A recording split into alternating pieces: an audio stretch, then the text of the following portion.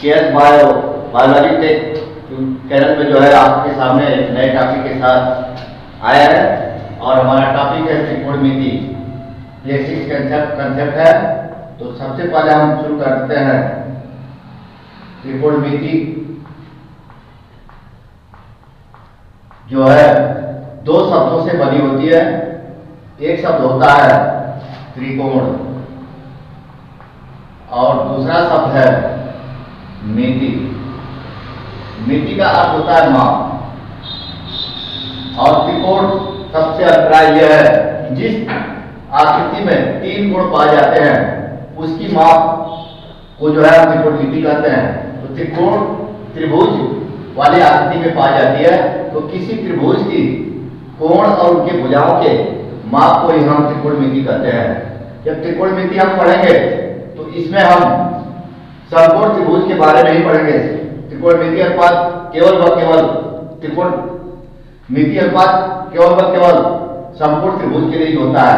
तो समकोण त्रिभुज के बारे में थोड़ा सा हम चर्चा करेंगे। समकोण त्रिभुज क्या होता है? समकोण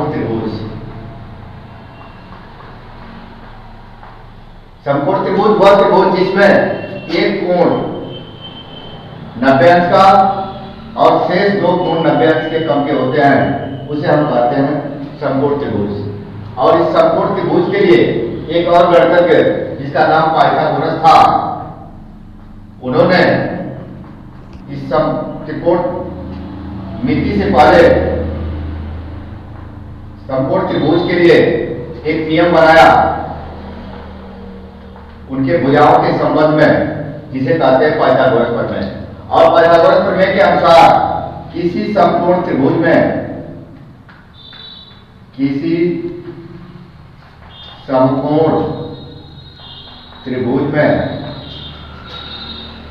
सबसे बड़ी भुजा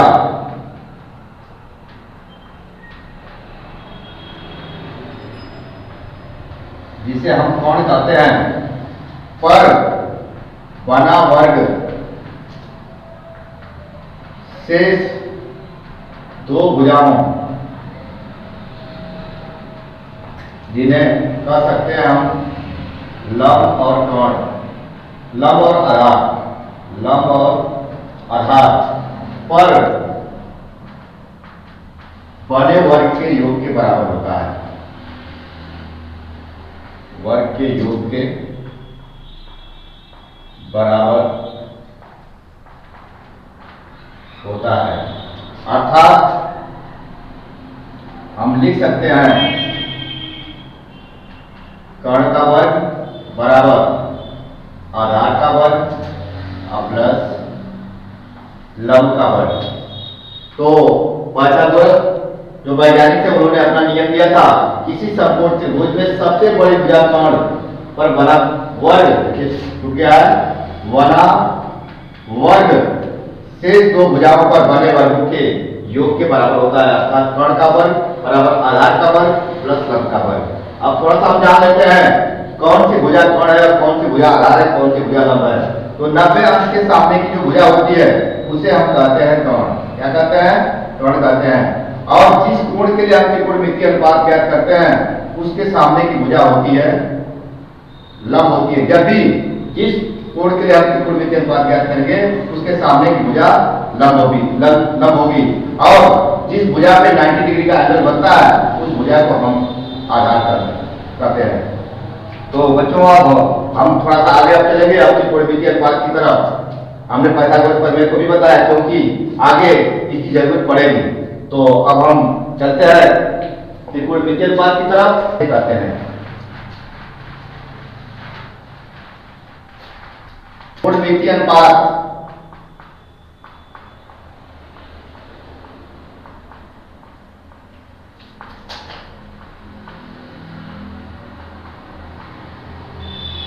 केवल समकोण त्रिभुज के लिए होता है। और समकोण त्रिभुज तो हमने बताया है कि 90 अंश के सामने की भुजा कोण होती है। जिस कोण के लिए त्रिकोणमिति अनुपात ज्ञात करते हैं उसके सामने की भुजा लंब होती है और जो शेष भुजा बचती है उसे हम कहते हैं आधार। तो त्रिकोणमिति अनुपात किसे कहते हैं? तो समकोण त्रिभुज के किन्हीं दो भुजाओं के अनुपात को, या तो लंब या तो कर्ण या तो आधार में से किन्हीं दो भुजाओं को लेते हैं और उनका अनुपात निकालते हैं, और जो अनुपात प्राप्त होता है उसे हम त्रिकोणमितीय अनुपात कहते हैं। अर्थात किसी समकोण त्रिभुज के किन्हीं दो भुजाओं के अनुपात को हम त्रिकोणमितीय अनुपात कहते हैं। तो समकोण त्रिभुज परिभाषा क्या हम लिख देते हैं, समकोण त्रिभुज में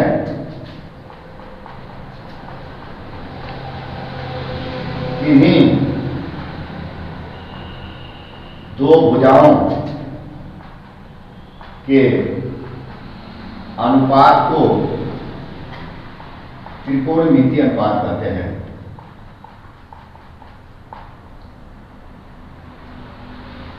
त्रिकोणमितीय अनुपात कहते हैं। आप लोगों के सामने मैं देखिए अनुपात कैसे निकालता हूं। तीन भुजाएं लंब, आधार और कर्ण। तो सबसे पहले हम लंब और कर्ण लेते हैं। तो लंब बटे में कर्ण, पहला अनुपात हुआ लंब और कर्ण, दो भुजाओं को लिया गया, एक भुजा लंब दूसरी भुजा कर्ण, इसका अनुपात निकालते हैं तो लंब बटे में कर्ण आता है, जिसे हम कहते हैं साइन थीटा। क्या कहते हैं, साइन थीटा। इसी प्रकार हम आधार और कर्ण लेते हैं तो दूसरा अनुपात प्राप्त होता है, आधार बटे में कर्ण बराबर cos थीटा, यानी आधार और कर्ण के अनुपात को हम cos थीटा कहते हैं। फिर इसके बाद तीसरे तरफ चलते हैं तो लंब और आधार को लेते हैं तो लंब बटे में आधार बराबर होता है tan थीटा।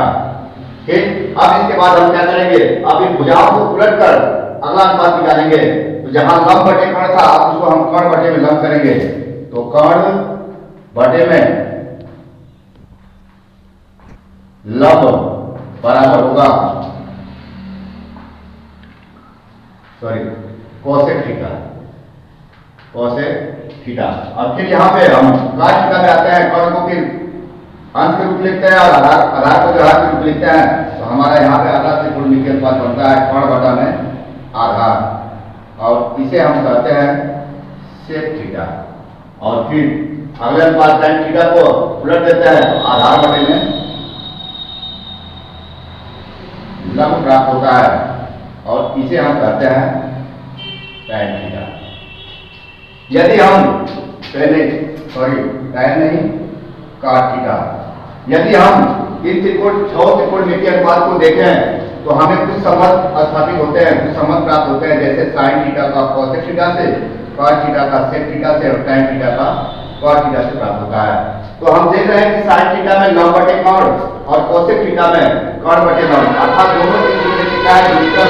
तो हम इन्हें लिख सकते हैं कि sin थीटा बराबर 1 cosec थीटा, या cosec थीटा बराबर लिख सकते हैं 1 sin थीटा, या यदि हम क्रिया पूरा कर देंगे तो sin theta into cosec theta बराबर प्राप्त होता है 1। इसी प्रकार अगर cos थीटा वाले में आते हैं, cos और sec का लेते हैं तो हमें प्राप्त होता है cos थीटा बराबर 1 sec थीटा, या sec थीटा बराबर 1 cos थीटा, या क्रिया पूरा कर देंगे तो हमें मिलेगा cos theta into sec theta बराबर 1। इसी प्रकार अगर हम tan थीटा और cos थीटा के बीच संबंध स्थापित करते हैं तो tan थीटा बराबर मिलता है 1 cos थीटा, या cos थीटा बराबर 1 tan थीटा, या क्रिया पूरा कर देंगे तो हमें प्राप्त होगा tan theta into cos theta बराबर 1। इस प्रकार हम इन 6 त्रिकोणमितीय अनुपात की सहायता से हमने ये सूत्र भी स्थापित कर लिए। अब हम थोड़ा सा एग्जाम्पल की सहायता से आपको त्रिकोणमितीय अनुपात को अच्छी तरह से समझाऊंगा। तो हम अब एग्जाम्पल की तरफ चलते हैं। तो हम आपको इस एग्जाम्पल की सहायता से आपको त्रिकोणमितीय अनुपात ज्ञात कराएंगे। देखिए इस फिगर में जो है ए बी बराबर 3 सेंटीमीटर और बी सी बराबर 4 सेंटीमीटर, कोण बी पर 90 अंश का है, और पूछा है कि कोण सी के लिए सभी त्रिकोणमितीय अनुपात ज्ञात कीजिए। तो देखिए कोण सी के लिए ज्ञात करने के लिए कह रहा है, तो कोण सी के सामने की भुजा क्या हो जाएगी, लंब हो जाएगी। क्या हो जाएगी? लंब। और नीचे वाली भुजा क्या होगी? आधार होगी। और ये 90 अंश के सामने की भुजा जो होती है कर्ण होती है। इस प्रकार लंब और आधार अगर कोण बदलता है तो लंब और आधार परिवर्तित हो सकते हैं, लेकिन कर्ण जो का जो रहता है। तो कर्ण हमें ज्ञात नहीं है, इसलिए हमें पहले कर्ण को ज्ञात करना पड़ेगा। और इसके पहले हम बताए थे कि जब जरूरत पड़ेगी तो पाइथागोरस प्रमेय का प्रयोग करेंगे। और देखिए जरूरत पड़ ही गई तो हम पाइथागोरस प्रमेय के आधार पर लिख सकते हैं कि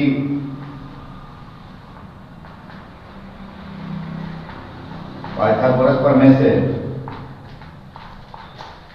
कर्ण का वर्ग बराबर आधार का वर्ग प्लस लंब का वर्ग। तो कर्ण हमें ज्ञात करना है। कर्ण हमारा क्या है? AC है। और आधार हमारा BC है। और लंब हमारा AB है। तो इस प्रकार AC का स्क्वायर बराबर BC का स्क्वायर प्लस AB का स्क्वायर। हमें AC ज्ञात करना है तो AC बराबर जाएगा, यहाँ से स्क्वायर हटेगा तो यहाँ पे हमारा अंडर रूट लग जाएगा। तो BAC square plus AB square. BC की माप यहाँ पे देखिए 4 सेंटीमीटर दिया है, तो यहाँ से लिख लेंगे 4 का स्क्वायर। और AB की माप 3 सेंटीमीटर है, तो यहाँ पे लिख लेंगे 3 का स्क्वायर। ठीक, सॉरी यहाँ पे AB बराबर जो है 4 सेंटीमीटर है और BC बराबर जो है 3 सेंटीमीटर है। तो यहाँ पे हम थोड़ा सा चेंज कर लेते हैं, तो 3 सेंटीमीटर और यहाँ पे आता है 4 सेंटीमीटर। तो 3 का स्क्वायर करेंगे तो 9 और 4 का स्क्वायर करेंगे तो 16। और इसके बाद ऐड कर लेंगे तो 25 और 25 का स्क्वायर रूट निकालेंगे तो हमारा मान प्राप्त होता है 5। इस तरह AC का मान हमें प्राप्त हो गया, कर्ण का मान प्राप्त हो गया हमें 5 सेंटीमीटर। तो हम अब त्रिकोणमितीय अनुपातों को ज्ञात करेंगे। तो पहला हमारा अनुपात है साइन C, क्योंकि C के लिए निकालना है तो साइन C लिखेंगे। और C के सामने की भुजा ये लंब है AB और कर्ण हमारा प्राप्त होता है AC। तो हम यहाँ पे लिखेंगे AB बटा में AC। AB का मान हमें प्राप्त है ये पहले से 4 और AC का मान हमें यहाँ से मिला है 5, तो यहाँ पे लिख लेंगे 5। इस प्रकार साइन C बराबर 4/5। अब हम cos C का मान निकालेंगे तो cos C बराबर आधार बटे कर्ण, तो BC बटा में AC। BC बटा में AC। BC का मान हमारा है 3 और AC का मान है 5। इस प्रकार cos C का मान भी प्राप्त हुआ। ठीक, इसी प्रकार हम शेष त्रिकोणमितीय अनुपातों का मान जो है सूत्र की सहायता से ज्ञात कर सकते हैं। थैंक यू, धन्यवाद।